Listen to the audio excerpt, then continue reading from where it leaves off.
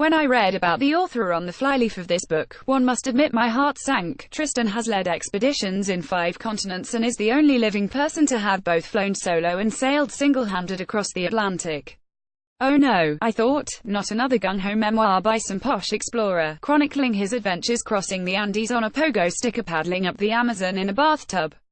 Thanky, Wild Signs and Star Paths is nothing of the sort. It's a thoughtful, lyrical book about the hidden connections between flora and fauna, the landscape and the weather, and most of its wise and wondrous observations are gleaned from the author's rambles around the English countryside, mainly amid the woods and meadows of his beloved South Downs. Ghoulie does include the odd aside about Bedouin tribesmen and Australian Aborigines, but his main point is that you don't need to travel far to reconnect with the great outdoors. Indeed, a lot of the animals he talks about live only a short walk from your front door. And who's to say these creatures are any less remarkable? Wouldn't you be thrilled to see a fox or badger if you'd never come across one before? Ghoulie is of fascinating facts about such animals and their habitat, but his book is mainly about how the whole picture fits together.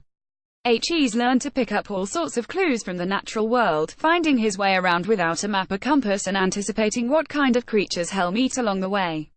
He reckons these are things we all used to know, and can easily relearn if we want to. Indeed, now I've read this book, I'm seeing all sorts of things I never noticed before, even on my strolls around the scruffy woods behind my boring suburban home. Ghoulie calls this a lost sixth sense, but it's actually entirely rational, a way of reading how animals interact with the topography they inhabit. This would have been second nature once, way back when we were all foragers and hunter-gatherers. The agrarian revolution destroyed much of this shared knowledge, and the industrial revolution even more, but a lot of it is stuff our grandparents might have known: how to find your way home by the sun and stars, or the lichen on a tree.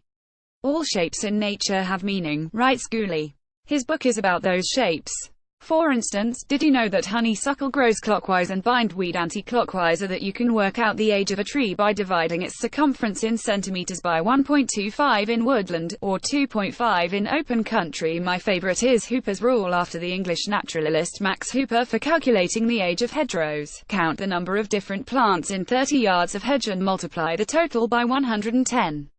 Likewise, you can usually work out whether a tree's indigenous by seeing how many different insects live in it.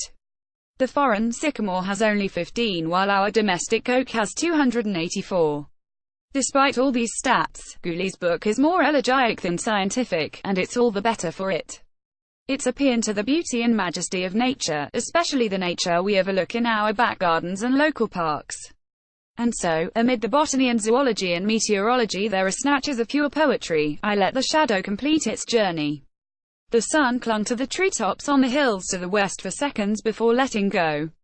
And like all the best books, it makes the world around you a lot more interesting.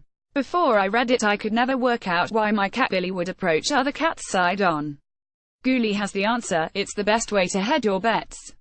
If Billy decides to attack, it's easy to turn and face his foe. If Billy decides to flee, it's easy to turn and run. I was terribly impressed by this, and I couldn't wait to share the news with Billy. But Billy didn't seem that bothered. I guess he knew about this all along.